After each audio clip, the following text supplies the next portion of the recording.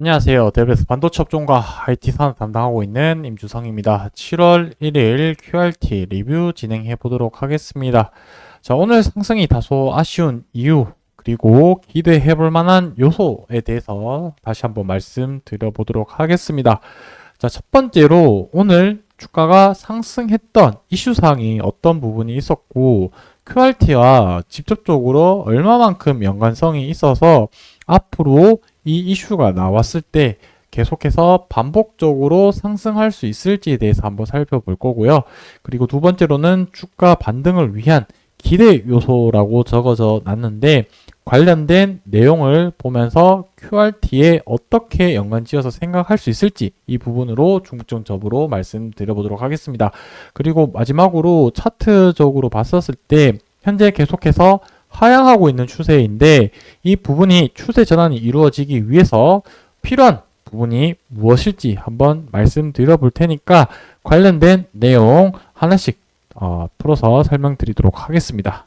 자, 여기 보시게 되면은 CXL 관련해서 오늘 주가가 전반적으로 반등이 나왔다라고 볼 수 있을 텐데, 이 이슈는 삼성전자가 이제 CXL 관련해서 인프라를 구축을 하겠다라는 내용이고요.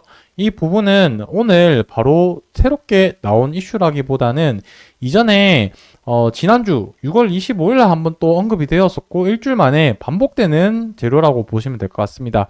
근데 하지만 이 부분이 의미가 있는 부분이 무엇이냐면, 오늘 테마성으로 해서 주가가 반등을 했기 때문에 CXL 관련된 테마가 다시 한번 형성되었다라는 부분이 조금 의미가 있다라고 생각이 들고, 여기에 밑에 내용이 내려가서 확인을 해보면 이제 각각 관련된 기업들에 대한 내용이 하나씩 나오고, 오키슨전자, 네오셈, 엑시콘, 오픈엣지 테크놀로지, 여기서 이제 또 살펴볼 수 있는 게 QRT 관련된 내용이 적혀져 있는데, QRT 역시 CXL 시장 개화 수혜주로 언급이 된다라고 이렇게 좀 표시가 되어 있습니다.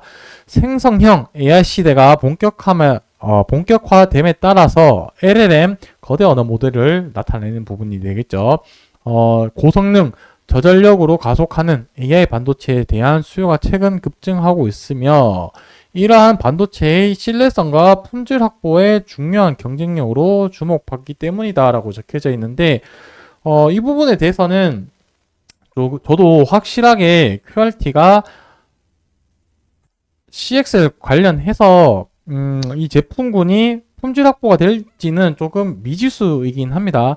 어쨌든 HBM 관련해서 D램 쪽으로 해서 수혜를 받을 수 있는 부분은 분명히 있지만, CXL 들어가는 D램 부분과 HBM에 들어가는 D램 부분이 조금 차이가 날 수도 있고, 완제품에 대해서 이런 신뢰성 평가를 하는지 여부는 조금 더 확인을 해 봐야 되기 때문에, 상대적으로 앞에 나와 있던 CXL 관련해서는 조금 관련 연관성이 좀 떨어진다라고 볼 수 있겠죠.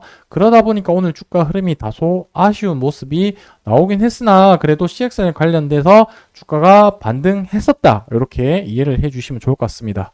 자, 이 부분은 제가 오늘 발표된 또 수출 동향 자료인데, 결국에 보시면은 올해 이제 수출 금액 자체가 최고치를 찍었다는 게 조금 의미가 있다라고 볼 수 있겠습니다. 3월 달에 74억 달러를 이제 수출을 했었는데, 그 이후에 6월 달에 88억 달러 최고치를 달성을 했었고, 지금 3개월 가량 거의 99%, 101%, 85% 가까운 놀라운 매출 증가율을 나오고 있는 상태입니다.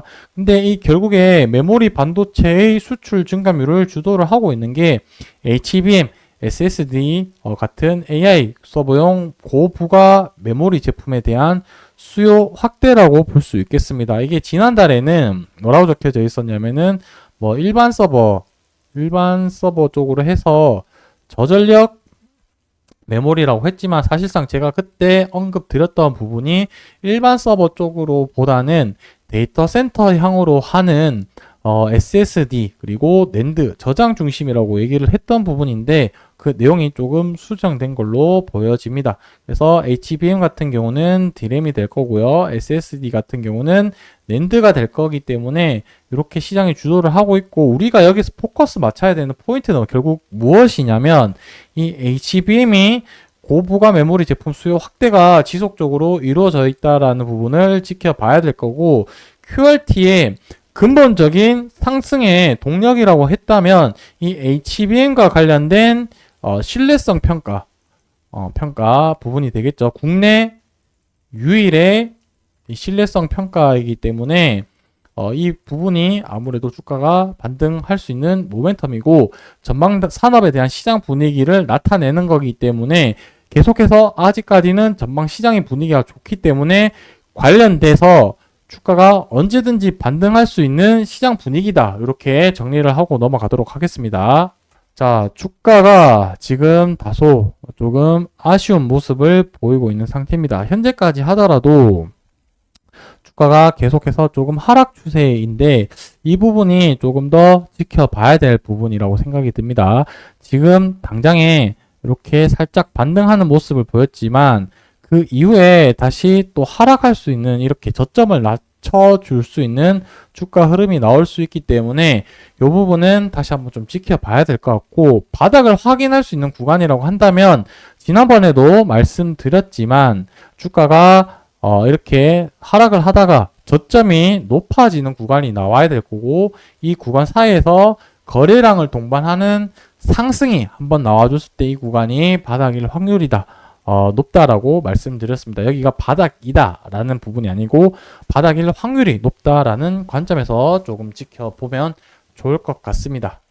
그리고 지난번 영상에서 댓글 조금 달아주신 부분이 있었는데, 제가 올해 영업이익이랑 매출액 부분을 좀 전망치를 한번 말씀드렸었는데, 매출액 700억에 영업이익을 한 130억에서 한 150억 정도로 예상을 했었습니다. 그 근거를 조금 여쭤보셨는데, 다시 한번 말씀드려보자면, 레포트 자료를 조금 참조를 했는데, 제가 제 생각을 조금 추가를 했다라고 보시면 될 것 같습니다. 영업이익이 레포트 자료에서는 850억에 영업이익이 한 115억 원 정도 예상하는 흐름을 보였었는데, 저는, 매출액 부분은 조금 줄어들고, 영업이익이 조금 늘어날 거라고 생각한 부분은 결국 무엇이었냐면, 지금 반도체 소부장 관련해서 장비에 대한 매출 부분이 예상치보다 다소 조금 하락할 수 있다라는 부분, 그러니까 하반기에 투자가 밀려 있기 때문에 이 예상치보다 소폭 감소할 수 있다라고 생각을 해서 조금 매출액은 적게 얘기를 한 부분이 있고, 영업이익 같은 부분은 아무래도 이제 가동률이 올라가면서 판관비 이런 부분들이 조금 어느 정도 개선이 되면서 영업이익이 조금 더 늘어날 거다라는 관점에서 그렇게 얘기를 했던 부분인데, 이 부분은 하나의 그냥 예상치이기 때문에 이 하반기 접어들면서 이제 3분기 마무리되면서 이제 실적이 나오게 되면 이 부분이 조금 더 매출에 대한 실적이 선명하게 되었을 때 또 추가적으로 말씀드리도록 하겠습니다. 그래서 현재로서는 주가가 이 이후에 저점을 만들어지는지 다시 반등하는지 이 부분을 초점을 맞춰서 현재는 조금 관망하면서 지켜보는 게 중요한 포인트지 않을까라고 생각이 들고요. 그래서 앞으로 흐름을 어떻게 흘러갈지 계속해서 관찰 추적해 나갈 테니까 좋아요, 구독 눌러주시고 같이 영상 시청해 주시면 감사하겠습니다. 오늘 영상 여기서 마무리하도록 하겠습니다.